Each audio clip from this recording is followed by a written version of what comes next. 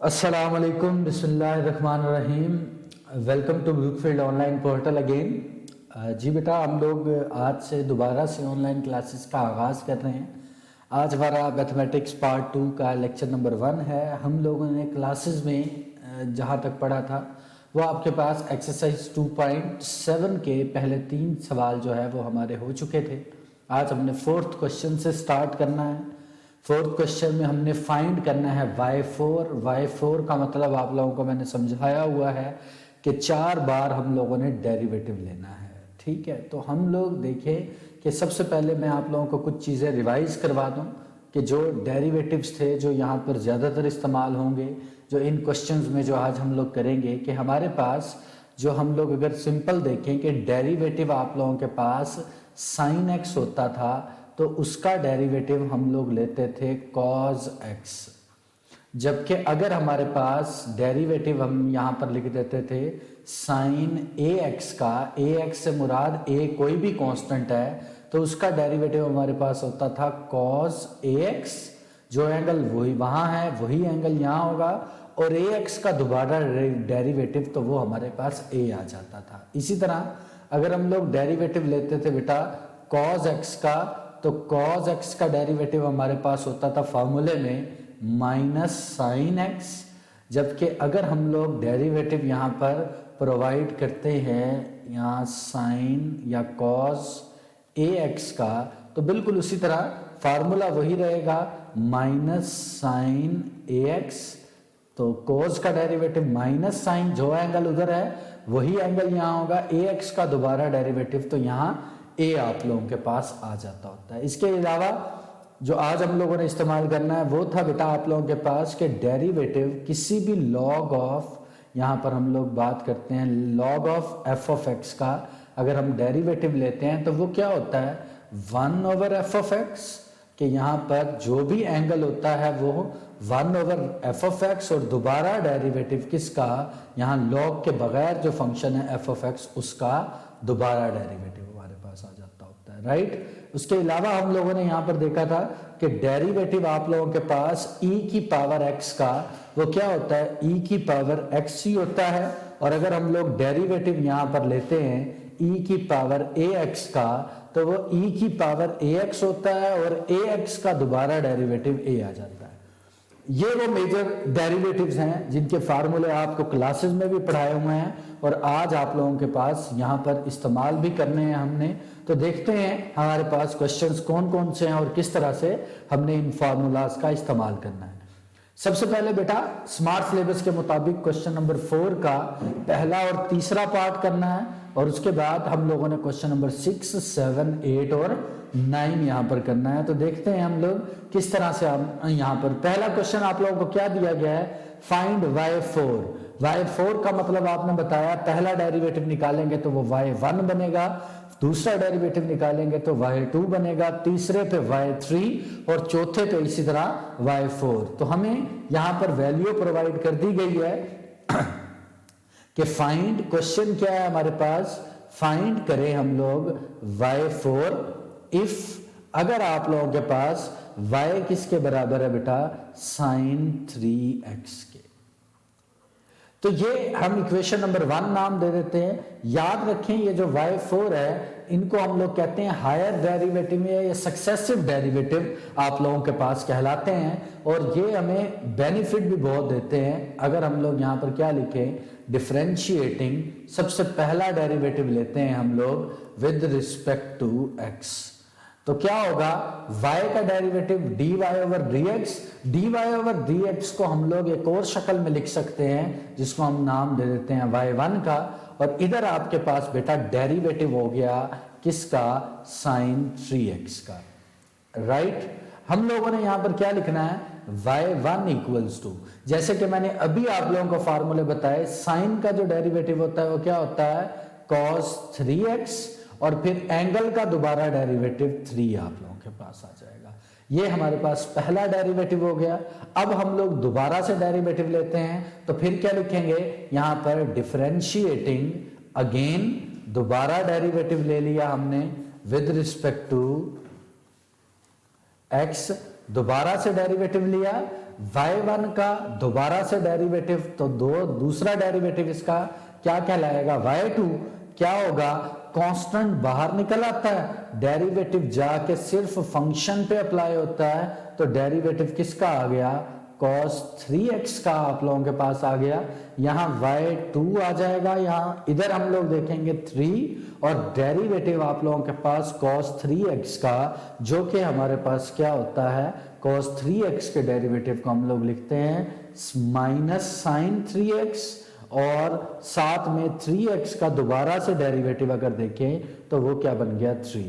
तो ये हमारे पास y2 निकला और y2 किसके बराबर आ गया यहाँ पर, -9 एंड साइन 3x। अब अगर हम लोग गौर करें तो ये जो साइन 3x है यहां पर दोबारा से फ्रॉम 1 से किसकी वैल्यू थी, y की।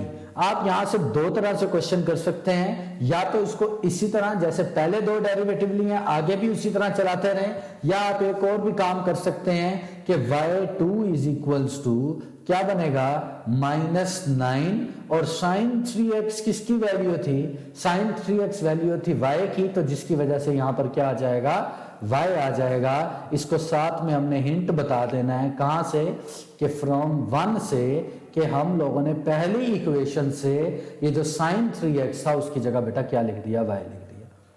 अब हम आगे क्या करेंगे, आगे हम लोग यहां पर डिफरेंशिएटिंग अगेन दोबारा से इसका डेरिवेटिव लेंगे, क्योंकि हमें जाना है y4 तक, तो इस वजह से हमने जब तक 4 डेरिवेटिव कंप्लीट नहीं होते हम लोग यहां पर डेरिवेटिव लेते रहेंगे।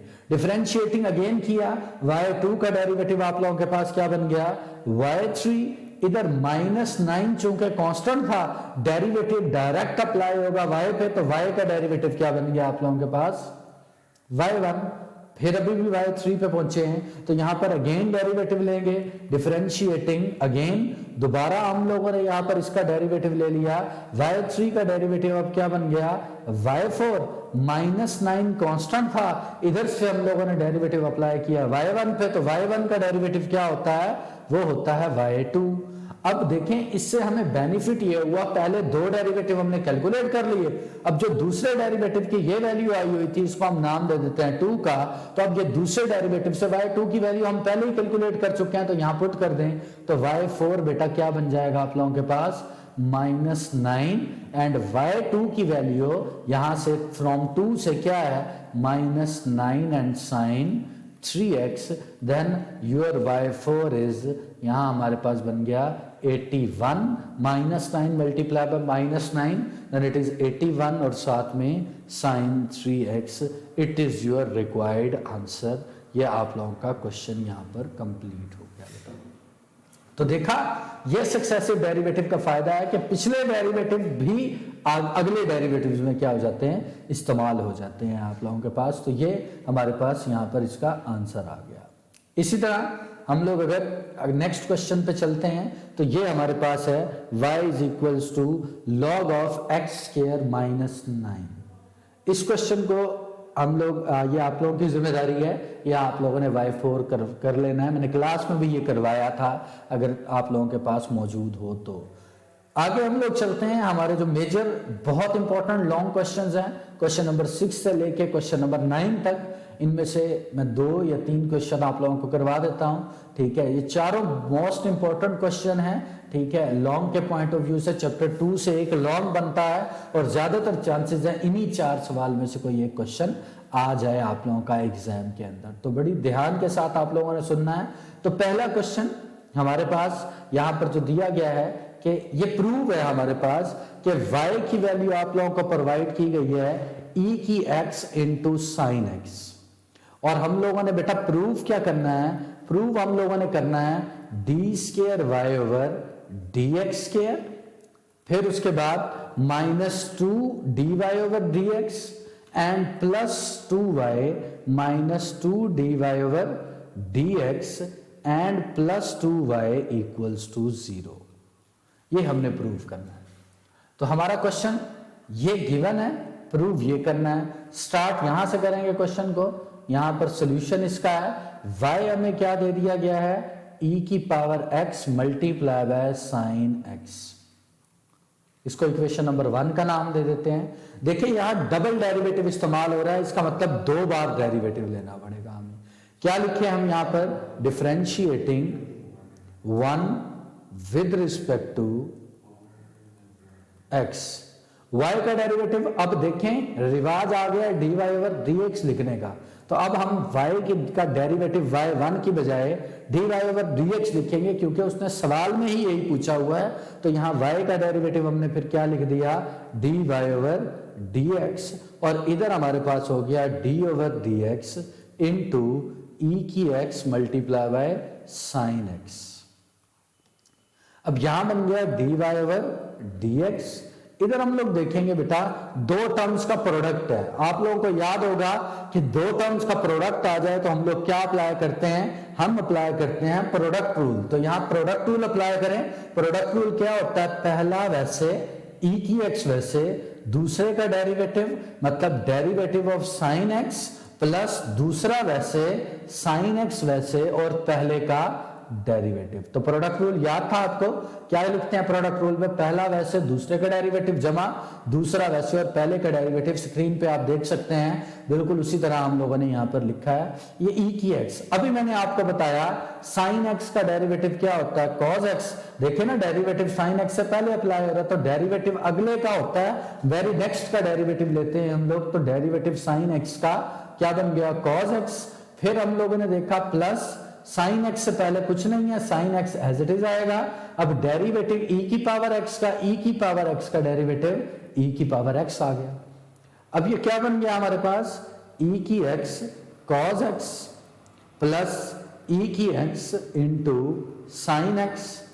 वही बात कि e की x साइन x तो बराबर था y के, तो पहला डेरिवेटिव dy ओवर dx हमारे पास क्या बन गया, dy over dx equals to e की पावर x cos x, और ये वैल्यू किसकी बन गई, प्लस y की। इस y को हम इस तरफ लेके जाते हैं, हमारे पास नेक्स्ट वैल्यू क्या बनेगी, dy over dx minus y equals to e की power x into cos x।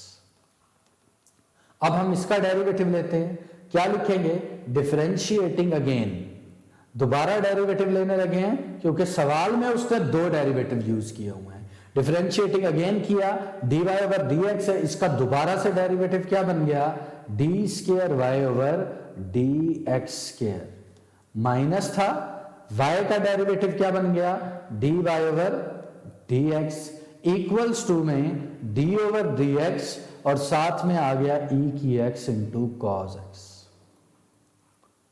यहां एज इट इज आएगा, कोई फर्क नहीं पड़ेगा, d square Y over D x square minus d Y over D x. इधर हम लोग देखें फिर से प्रोडक्ट आ गए हैं, तो प्रोडक्ट आ जाए उससे पहले डेरिवेटिव आ जाए तो क्या होता है, प्रोडक्ट रूल लगाते हैं। क्या था प्रोडक्ट रूल, पहला वैसे दूसरे का derivative, derivative of cos x plus दूसरा वैसे cos x वैसे और पहले का डेरिवेटिव, डेरिवेटिव ऑफ e की पावर x आ गया बेटा। यहां बन गया e की x, डेरिवेटिव लिया cos x का। लेक्चर के स्टार्ट में मैंने बताया cos x का डेरिवेटिव माइनस साइन x होता है, इधर प्लस cos x वैसे आ गया और e की x का डेरिवेटिव e की x बन गया, तो d square Y over D x square minus y की ये कीमत बन गई।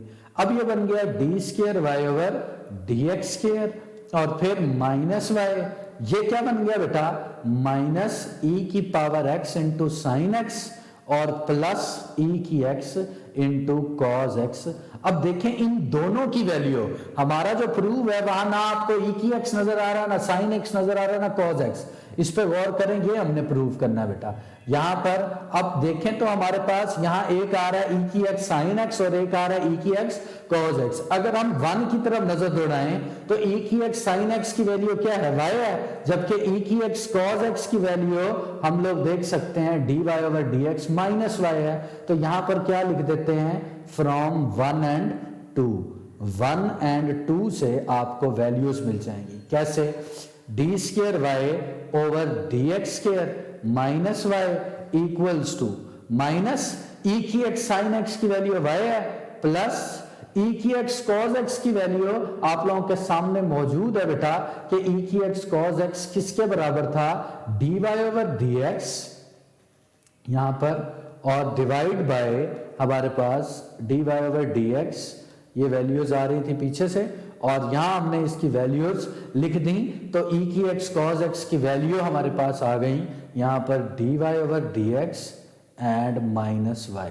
देखिए इसकी वैल्यू हमारे पास क्या थी, dy ओवर डी एक्स। अब अगर हम इन सब को एक तरफ पे लेके जाते हैं, यहां से इधर लेफ्ट साइड पे लेके जाते हैं, तो क्या बनेगा हमारे पास यहां पर d square Y over D x square minus dy over D x, ये ऑलरेडी था, और फिर इधर से माइनस वाई था, वो इस तरफ आएगा तो प्लस वाई बन जाएगा, फिर minus dy over D x, यहां देखें तो ये हमारे पास dy ओवर डी एक्स से ये दूसरी तरफ लेके जाएंगे तो ये हमारे पास क्या बन जाएगा, minus dy over D x, और फिर माइनस वाई इस तरफ आएगा तो plus Y which is equals to 0।